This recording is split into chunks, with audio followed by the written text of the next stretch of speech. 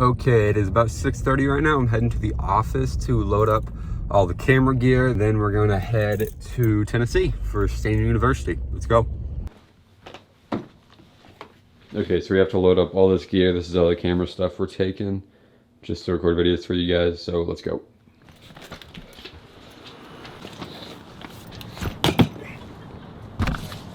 Quite a bit of storage. And this one, last but not least, the laptop. It'll stay there as long as I'm aware when I open the door.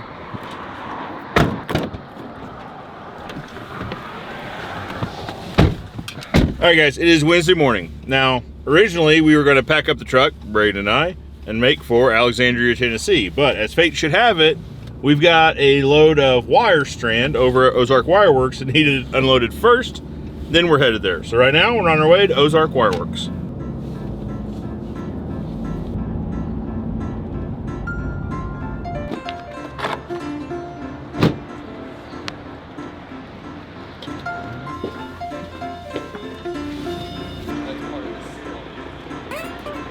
We got 3.66 millimeter.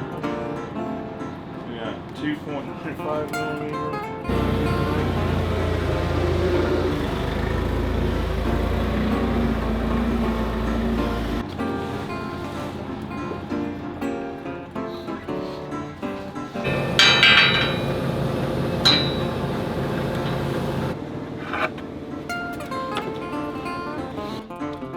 Okay, so we've been here, what do you say, like 10 minutes maybe?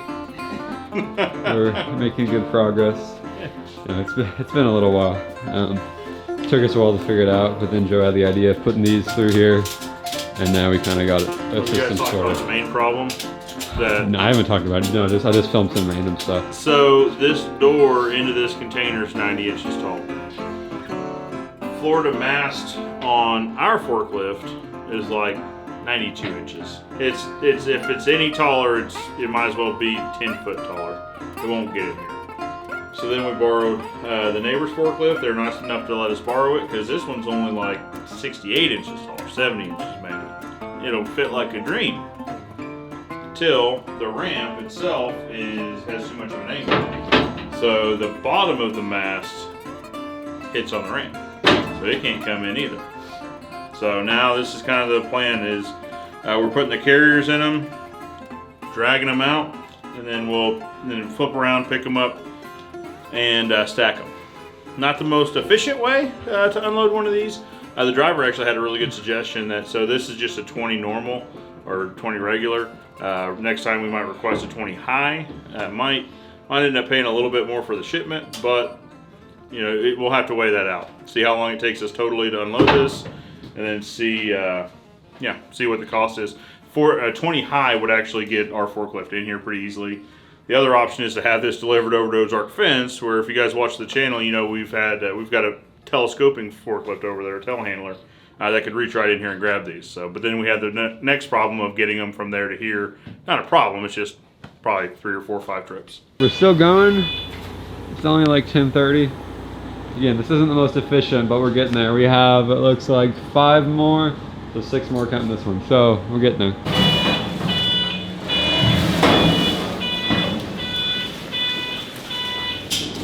Last one. And just like that, the container is empty. It would suck to get hit by a bus, by the way. So after a quick 3.5 hour unload of the wire that you just saw us unloading, we are now on the road to Nashville, actually just outside Nashville in Alexandria. So we're about 7.5 hours out, and that's if we don't stop, which we're gonna have to stop. So you might as well call it 8 hours on the road.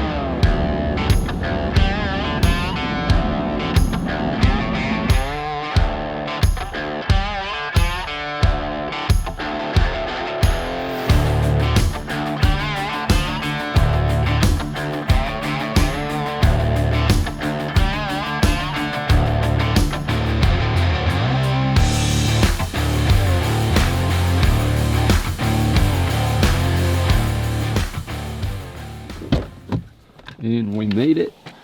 We stopped. I didn't film anything. We stopped and had dinner. with some of the guys. And now it is 9:40. Finally made it to the Airbnb. Let's go check it out. It's Thursday morning. We are in Watertown, Tennessee. We're going to make a quick 10-minute journey over to Alexandria, Tennessee for State University. Explore a data-driven snap. Respond to community concerns despite.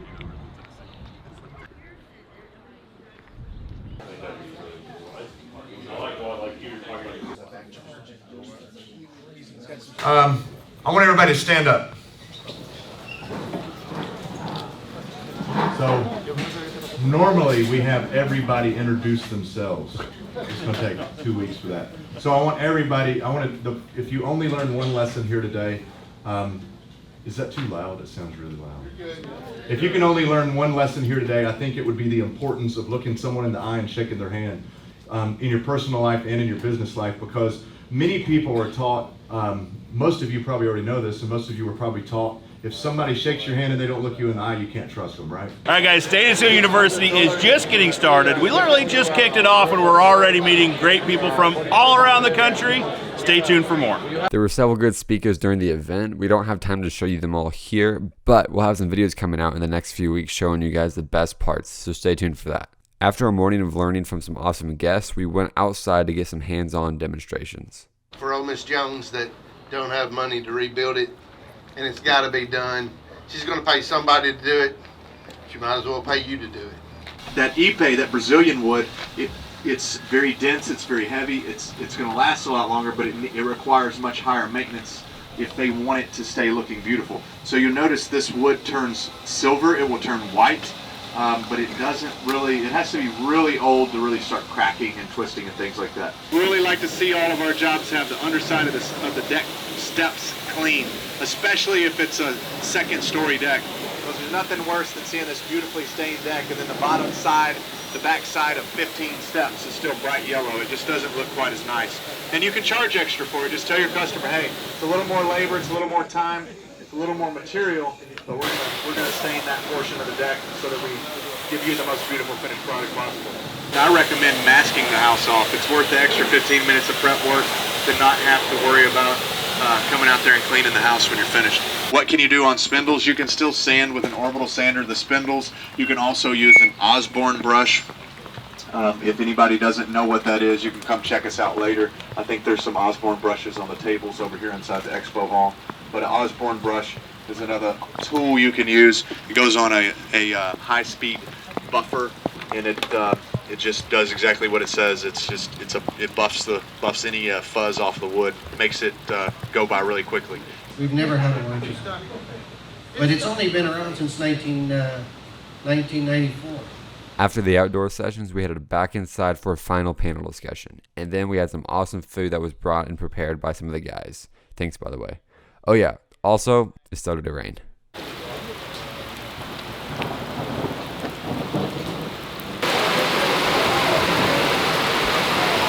We'll just pile it on there.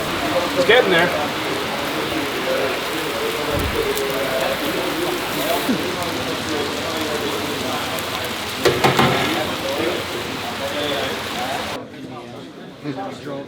All right, guys, day one's done, and we've covered a lot of ground, but day two is right around the corner. Huge shout out to Justin and the team for cooking dinner. I'm gonna go get me some. After a bit of cleanup, we're ready for day two of State University. Okay, so earlier today, pretty much people were parked just about like right here. We were parked more or less right here, pointed in a different direction, but we would have been parked right here 4 hours ago. Yeah, and it just kept raining throughout the day, and here we are. The river's over there. The river's almost out of the banks. People were parked right in the middle. We were on the outside edge of this. People were parked down in there 4 hours ago. It's wild. There you go. You can see, I don't know if you can see on the camera, that river's about out of its banks. You can't really see it. Yeah, over there you can. Yeah, you can probably see it a little bit when I can zoom in.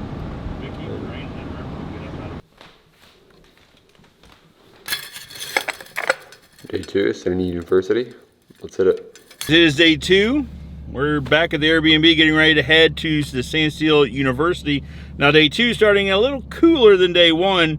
We're actually about 30 degrees cooler than we were this time yesterday. We'll have lunch, and then we can, we've got a deck, we've got a fence, we've got a log cabin wall, and a pre-stain order. We're gonna pre-stain it redwood. We figure we do it cool colors. Braden's right here. Guys, listen, we're doing a video, so what I'm gonna do is I'm gonna go back down, and I'm gonna come back up, and I'm gonna say, who's jacked about doing video? I need everybody to stand up and just scream like you've never screamed before. Can we do that? It's not too early. It's 10 a.m. All right, who's ready to talk about video? Guys, that's crazy. I don't think I've ever had that response before. They're ready to talk about video. Good grief, I came to the right crowd. But the where is wherever you're doing business. So when we were doing these Ask a Fence Guy Fridays, I found that they were more viewed and the people stayed around longer and interacted with me more when I was on a job site, right? So some days I wasn't on the job site, but I would get in my truck and I would drive to wherever it was we were building fence, have it behind me while I did the Ask a Fence Guy Friday because it was more relevant to the conversation we're having also. We have it hooked up where at the end of it, we'll put a splitter. If we got two people on the job site, you can throw the hose on the other side of the fence and spray both sides at the same time.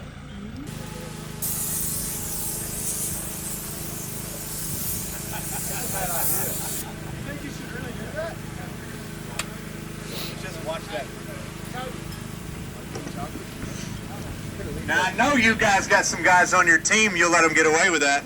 So do you guys see the light spots? That looks like light spots to y'all? That's dry. It's dry. It's soaked all the way into the wood, and eventually the rest of it will dry out to that same color. This is ugly yellow treated pine, and we're putting red on it. So what does yellow and red make? Orange. Probably not the best color to use, but just what we had available. So that's what we're using. Cody's going back and hitting any thin spots because that's pretty much the only reason you would have a run is because of a thin spot. Where was that spot at that I wrote the name on the fence or whatever? Yeah, it's gone. It'll be gone. Now, if you're going, sometimes you'll get into it with, you'll want oil base, and this neighbor over here, we need to go water base because the rest of ours is water base. When you do that, always apply your water base last because you'll get bleed through. If I put a solid over this, it's going to cover that right there. Yeah. So, now if you're going to do a semi-transparent water base, you'll want to do it first.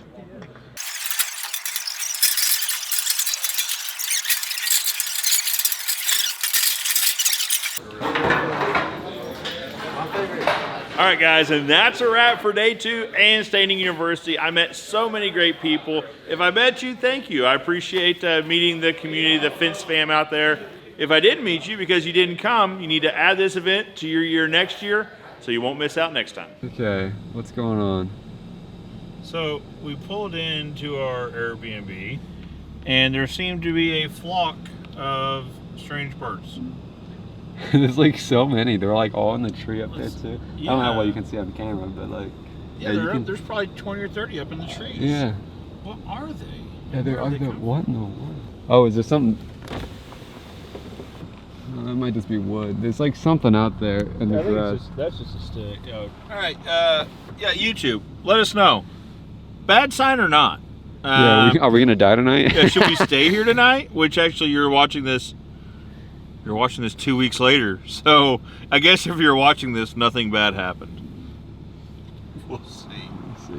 Yeah, Let us know in the comments below if you know what in the world these things are. If we do die for some reason, you guys have our permission, whoever finds the footage, to upload it. Yeah, please upload this. Oh, there's deer over there too.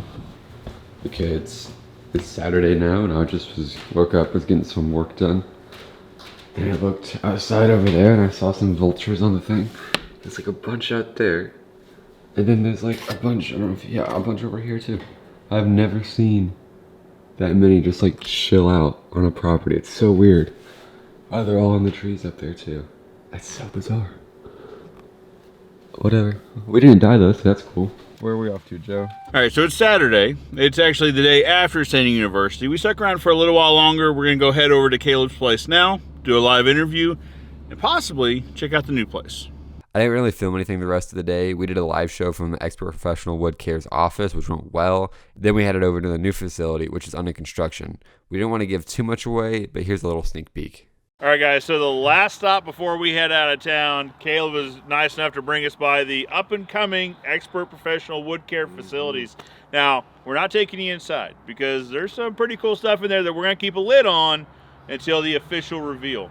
You guys will want to stay tuned for that in the coming months. Caleb, thank you so much for having me out. I'm looking forward to this a lot. Yeah, it's been fun. Guys, until next time, I'm Joe Everest, the fence expert, reminding you that good fences make good neighbors.